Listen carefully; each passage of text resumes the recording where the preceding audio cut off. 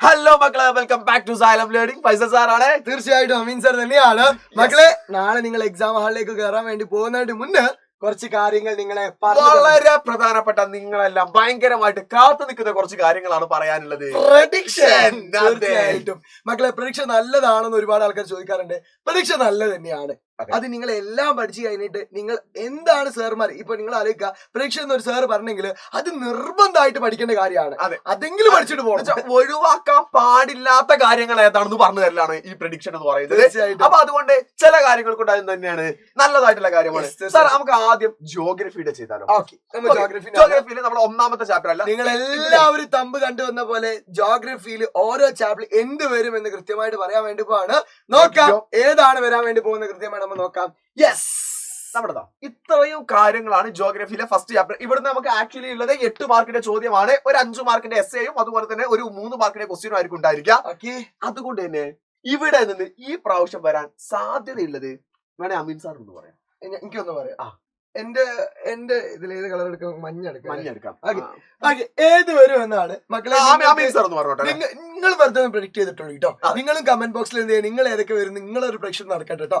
അങ്ങനെയാണെങ്കിൽ ഞാൻ പറയുന്നു, ഈ പ്രാവശ്യം ഇതിന് ചോദിക്കാൻ ചാൻസ് ഉള്ളത്, ഇതിന് ചോദിക്കാൻ ഏറ്റവും കൂടുതൽ ചാൻസ് ഉള്ളത് ഏതാണെന്ന് ചോദിച്ചിട്ടുണ്ടെങ്കിൽ ഇന്റർനാഷണൽ ഡേറ്റ് ലൈൻ ആണോ? യെസ്, അന്താരാഷ്ട്ര ദിനാങ്ക രേഖ.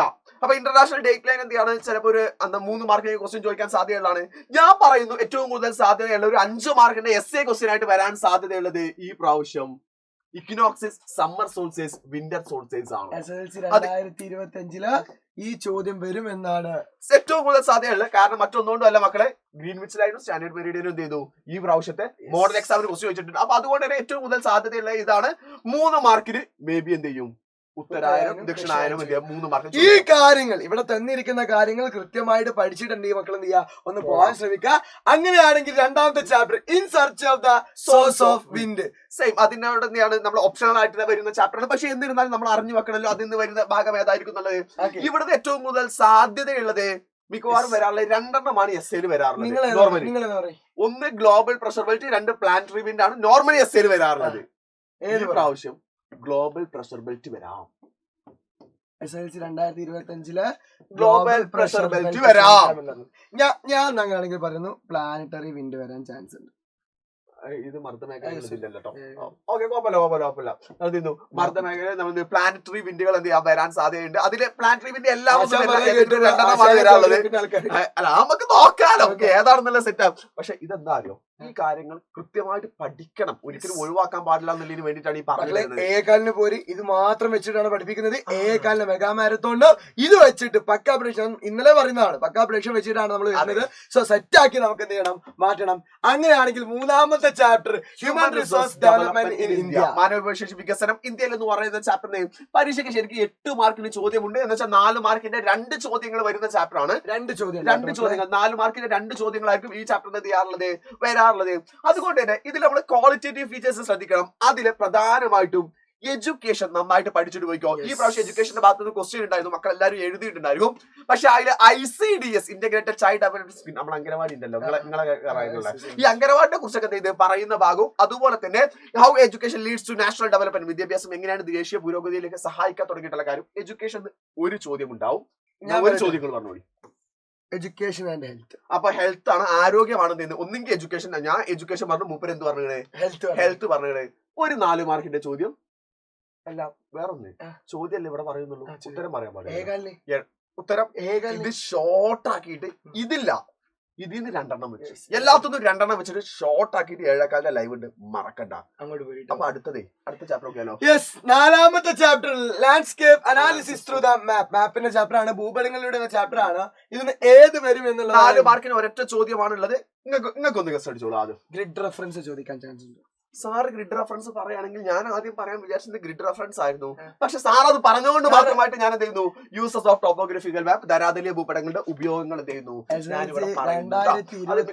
4 മാർക്കിന് ഒരൊറ്റ ചോദ്യമായിരിക്കും ഈ ചാപ്റ്റർ. ഒരേ ഒരു ചോദ്യം, ആ ഒരു ചോദ്യത്തിലേക്ക് നിങ്ങൾ ഏതെങ്കിലും ഒന്ന് നന്നായിട്ട് പഠിച്ചു പോകുമ്പോൾ എക്സാമിന് വരാൻ ചാൻസ്. 2 പഠിച്ചിട്ട് പോകും. 2 ഏത് ഒന്നെന്ന് പറയുന്ന പരിപാടി 2 പഠിച്ചു. 5ാമത് public expenditure and public revenue, പൊതുചെലവും പൊതുവരുമാനവും എന്ന് പറഞ്ഞ ചാപ്റ്ററിന് 4 മാർക്കിന്റെ ചോദ്യമാണ് വരുന്നത്. അതുകൊണ്ട് തന്നെ ഇവിടെ നിന്ന് നമുക്ക് ഒരുപാട് വലിയൊരു ചാപ്റ്റർ ആണ് ഇതിലുള്ളത്. ഇതില് നോൺ ടാക്സ് റവന്യൂ, നികുതി ഏതര വരുമാനങ്ങളാണ് എന്റെ ഒരു പ്രോബബിലിറ്റി ചാൻസസ് ഞാൻ പറയുന്നത്. അങ്ങനെയാണെങ്കിൽ ഫിസിക്കൽ പോളിസി ചോദിക്കാൻ ചാൻസ്. ഫിസിക്കൽ പോളിസിയുടെ ഗോൾസ്, ധനനയത്തിന്റെ ലക്ഷ്യങ്ങളാണ് എന്ത് ചെയ്യാറുള്ളത്, ഗോൾസ് ആണ് ഫിസിക്കൽ പോളിസിയുടെ ഗോൾസ് അഥവാ ധനനയത്തിന്റെ ലക്ഷ്യങ്ങൾ എന്ത് ചെയ്യണം മക്കൾ ഒന്ന് ശ്രദ്ധിച്ചിട്ട് പൊക്കോട്ടോ. ഈ 4 ഏരിയാസ് നിന്ന് അടുത്ത ചോദ്യത്തിലേക്ക് നമ്മൾ പോകുന്നു. 6ാമത്തെ ചാപ്റ്റർ ഐ synthesis and analysis of data analysis എന്ന് പറഞ്ഞാൽ ആകാശ കണ്ടുപിടുത്തം, അറിവിന്റെ വിശകലനം എന്ന് പറഞ്ഞാൽ ഒരുപാട് പേര് സെലക്ട് ചെയ്യാത്ത ചാപ്റ്റർ ആയിരിക്കും. എന്നിരുന്നാലും പറഞ്ഞോളൂ. കാരണം ഈ ചാപ്റ്റർ എന്താ നല്ല സിമ്പിൾ ചാപ്റ്റർ അല്ലേ? ഭയങ്കര സിമ്പിൾ ആയതുകൊണ്ടാണ് കുറച്ച് അത്യാവശ്യം വലുപ്പമുള്ള ചാപ്റ്റർ. ഇതിന്റെ ഓപ്ഷനുള്ള ചാപ്റ്റർ ഇത് ഞാൻ പറയുന്നു. ഏരിയൽ റിമോട്ടിംഗ് സെൻസിംഗ് പഠിച്ചിട്ട് പൊക്കോ. നാളത്തെ എക്സാം പേപ്പർ നിങ്ങൾ കാണാൻ പോകുന്നത് അതായിരിക്കും. അതിന്റെ ഡിസ്അഡ്വാൻറ്റേജസ്, അതിന്റെ പോരായ്മകളാണ് എന്ത് ചെയ്യാറുള്ളത് ഏരിയൽ റിമോട്ട് സെൻസിംഗിന്റെ അവിടുന്ന് ക്വസ്റ്റ്യൻ ചോദിക്കാറ്. അല്ലെങ്കിൽ യൂസസ് ഓഫ് GIS ആണ് അല്ലെങ്കിൽ എന്ത് ചെയ്യാറുള്ളത് പ്രോബ്ലം ചാൻസസ് ഉള്ളത്. സാറ്റലൈറ്റ് ഹാഫ് ഇയർലി എക്സാമിനാണ് പ്രധാനമായിട്ടും വരാറുള്ളത്. മെയിൻ എക്സാമിന് വന്നിട്ടുണ്ട് കേട്ടോ, ഒരു പ്രാവശ്യം വന്നിട്ടുണ്ട്. ഇല്ലെന്ന് ഞാൻ പറയില്ല. ഏറ്റവും കൂടുതൽ മാർക്ക് ചോദിക്കുന്ന വൈവിധ്യങ്ങളുടെ ഇന്ത്യ 7 മാർക്കിന് ചോദ്യം വരുന്നത്. 3 മാർക്കിന്റെ മാപ്പ് ക്വസ്റ്റ്യൻ. അതാണ് മാപ്പിന്റെ ക്വസ്റ്റ്യൻ ആണ്. 3 മാർക്കിന്റെ മാപ്പ് ക്വസ്റ്റ്യൻ. അതുകൊണ്ട് ഇതിന്ന് അതെന്തായാലും ഉറപ്പാ. ഇതില്ലാന്നുണ്ടെങ്കിലേ ഞാൻ മുട്ടടിക്കും. ഓക്കെ, മുട്ടടിക്കില്ല, ഞാൻ താടി ക്ലീൻ ഷേവ്. മൊട്ടയും താടി അടിക്കണം. അത് വെറുതെ കേട്ടോ. മാപ്പില്ലെങ്കിലല്ലേ ഉറപ്പിച്ചോടാ. അതിനിപ്പോ നമുക്ക് സംശയമുള്ളത് മാപ്പില്ലാത്ത ക്വസ്റ്റ്യൻ പേപ്പർ ഉണ്ടാവാ. അതില് അടുത്തായി കണ്ട് ഈ പ്രാവശ്യം നമുക്ക് പ്രതീക്ഷിക്കാവുന്ന ഒരു 4 മാർക്കിന്റെ ചോദ്യം അവിടെ നിന്നുണ്ടാവല്ലോ. അത് മിക്കവാറും ഉണ്ടായിരിക്കും. കാരണം ഇത് മറ്റേ ഇങ്ങനെ വെച്ചിട്ട് നമ്മൾ പഠിക്കാനുള്ള അതെ, ഹിമാചൽ സിവാലിക് എന്ന് പറയുന്നത് അതിൽ ഏതെങ്കിലും 2 എന്ത് ചെയ്യാം പഠിച്ചിട്ട് പോകാം. നന്നായിട്ട് ശ്രദ്ധിക്കുക. ഇതും ജസ്റ്റ് ഒന്ന് വായിച്ചിട്ട് പോകട്ടോ. Significance of northern mountain region, ഉത്തരപർവ്വത മേഖലയുടെ സവിശേഷതകൾ. പക്ഷെ അത് ഹാഫ് ഇയർലി എക്സാമിന് ചോദിക്കൂല എന്നല്ല, അതുകൊണ്ട് ചോദിക്കൂല എന്നല്ല, അതുകൊണ്ടാണ് പറഞ്ഞത്. Resource wealth of in India, ഇന്ത്യയിലെ സാമ്പത്തിക ഭൂമിശാസ്ത്രത്തെ കുറിച്ചിട്ടാണ്. ഇത് ഇത്രത്തോളം കാര്യങ്ങളുണ്ട്. കാർഷിക കാര്യങ്ങളുണ്ട്, ഫുഡ് ക്രോപ്സ് ഉണ്ട്, ഭക്ഷ്യവിളകളുണ്ട്, പാരമ്പര്യ റിസോഴ്സ് ഉണ്ട്, ജലറിസോഴ്സ് ഉണ്ട്. യെസ്, ഞാൻ ഇടാൻ പോകുന്നത് non conventional source of energy, പാരമ്പര്യവും അതുപോലെ തന്നെ പാരമ്പര്യേതര ഊർജ്ജ സോഴ്സുകൾ. കൺവെൻഷണൽ സോഴ്സ് ഓഫ് എനർജിയും നോൺ കൺവെൻഷണൽ സോഴ്സ് ഓഫ് എനർജിയും എന്ത് ചെയ്യാം ഒന്ന് ശ്രദ്ധിക്കുക. രണ്ടും ഒരുമിച്ചിട്ടാണ് വരാറുള്ളത്. എന്ത് ചെയ്യാറുള്ളത് കുഴപ്പമില്ല. അത് അങ്ങോട്ടും ഇങ്ങോട്ടും പോയതാണ്. അടുത്ത ചോദ്യത്തിലേക്ക് നമ്മൾ പോകുന്നു. വേഗം തന്നെ നോക്കാം. 9ാമത്തെ chapter finance institution and services. ഒരു വിധം ആളുകളൊന്നും സെലക്ട് ചെയ്യാത്ത ചാപ്റ്റർ ആണ്. പക്ഷെ എന്നിരുന്നാലും അതിലെ ഗോൾസ് ഓഫ് മൈക്രോ ഫിനാൻസ് ആണ് ഞാൻ പ്രതീക്ഷിക്കുന്നത്. ഡെപ്പോസിറ്റ്സ് 4 തരം ഡെപ്പോസിറ്റുകളാണ്. അതിന്റെ പേര് പഠിച്ചിട്ട് നോക്കാം, അത്ര മതി. പേര് എന്ത് ചെയ്യുക, കാരണം വലിയൊരു ചാപ്റ്ററാണ്. 8 മാർക്കിന് എന്ന് വെച്ചാൽ 4 മാർക്കിന് 2 ചോദ്യങ്ങളായിരിക്കും വരാം. അത് പേരുകൾ എന്ത് ചെയ്യാം, 4 പേരുകൾ എന്തായാലും ഒന്ന് പഠിച്ചു വയ്ക്കുക. ഫിക്സഡ് ഡെപ്പോസിറ്റ്, കറന്റ് ഡെപ്പോസിറ്റ് തുടങ്ങിയിട്ടുള്ള കാര്യങ്ങൾ എന്തായാലും ഈ 3 പഠിച്ചു പോകണം. അതെ, വലിയ ചാപ്റ്റർ ഷോർട്ടാക്കി തരികയാണ് ഇവർക്ക്. അടുത്ത ചാപ്റ്റർ എന്താണ് കൺസ്യൂമർ സാറ്റിസ്ഫാക്ഷൻ ആൻഡ് പ്രൊട്ടക്ഷൻ എന്ന് പറഞ്ഞാൽ ഏറ്റവും അവസാനത്തെ ചാപ്റ്റർ, നമ്മുടെ 10ാമത്തെ ചാപ്റ്റർ ആണ്. ഇതിൽ ചെറിയ ചാപ്റ്റർ ആണെങ്കിലും ഒരുപാട് ടോപ്പിക്കുകൾ വരുന്നുണ്ട്. 4 മാർക്കിന്റെ ചോദ്യമായിരിക്കും ഇവിടുന്ന് വരുന്നത്. ഇവിടെ നിന്ന് ഈ പ്രാവശ്യം പ്രതീക്ഷിക്കാവുന്ന ഒരു ചോദ്യം എന്ന് പറഞ്ഞാൽ കൺസ്യൂമർ പ്രൊട്ടക്ഷൻ ആക്ട് 1986 ആയിരിക്കും. 1986 NPയും വന്നത്, നാഷണൽ പോളിസി ഓൺ എഡ്യൂക്കേഷൻ വന്നത് തന്നെയാണ് 1986 തന്നെയാണ്. സെയിം ഇയർ തന്നെ വന്നിട്ടുള്ള കൺസ്യൂമർ പ്രൊട്ടക്ഷൻ ആക്ടിന്റെ ഗോൾസുകളാണ്. സോ മക്കളെ, ഇന്നലെ നമ്മൾ ലൈവ് എടുത്തപ്പോൾ ഒരുപാട് പേര് പറഞ്ഞത് കംപ്ലൈന്റ് ആയിരുന്നു, സാറേ കമ്മ്യൂണിറ്റി ഫുള്ളാണ്, ഞങ്ങൾക്ക് എന്ത് ചെയ്യുന്നില്ല, നോട്ടുകൾ കിട്ടുന്നില്ല, മറ്റു കാര്യങ്ങൾ കിട്ടുന്നില്ല.